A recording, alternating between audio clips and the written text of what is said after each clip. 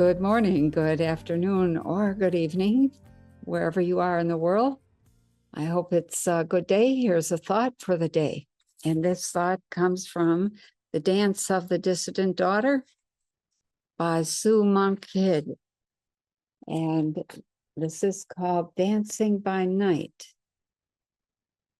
So she and a friend of hers had found the circle of trees that she had been envisioning, that she had been dreaming about. It came to her in dreams. She saw it in a magazine, all sorts of things. So, dancing by night.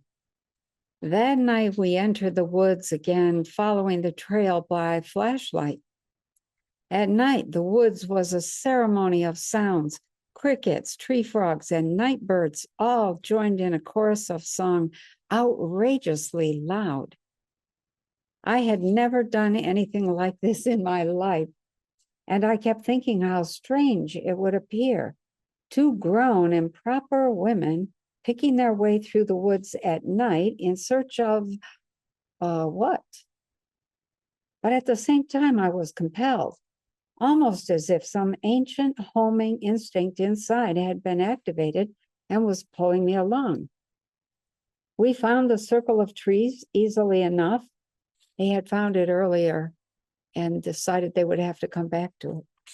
So now they're on their way back to it. They found the circle of trees easily enough, having marked the trail earlier that afternoon. After building a fire, we sat and watched the light leap around the trees.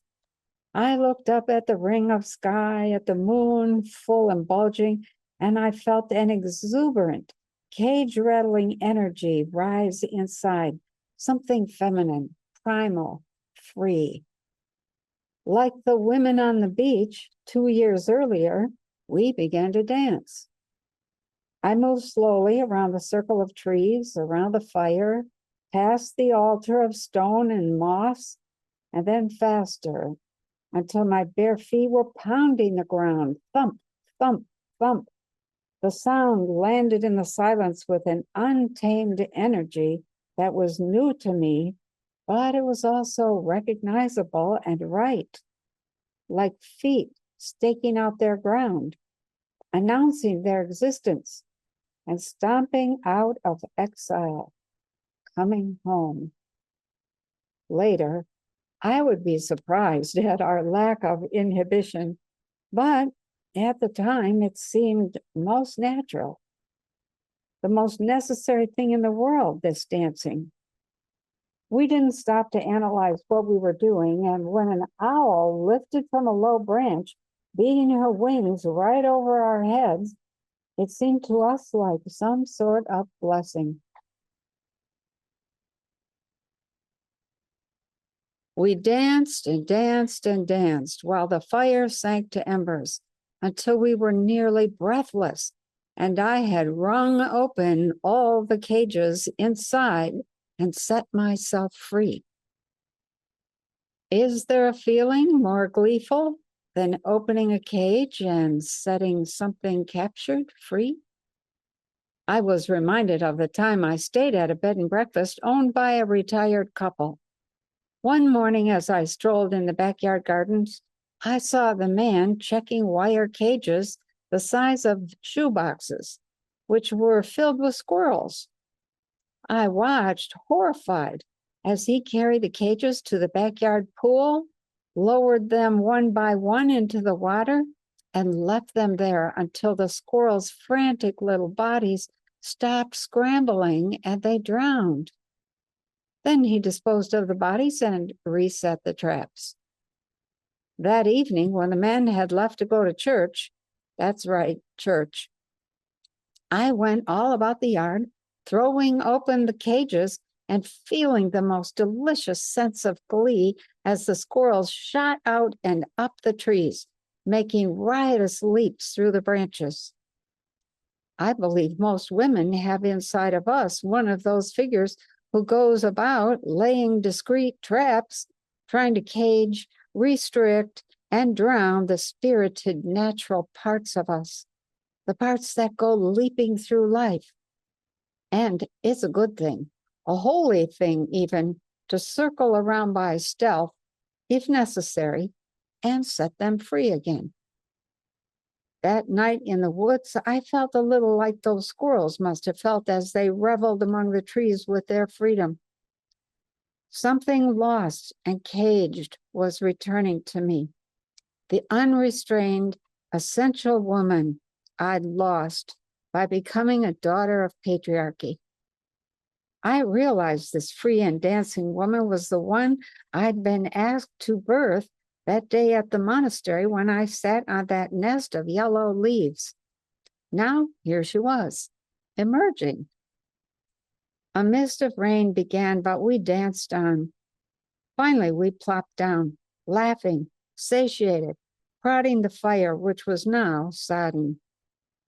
I could never remember feeling so vibrant and alive. That night in my dreams, I was once again back in the circle of trees. 2 red snakes crawled to my feet.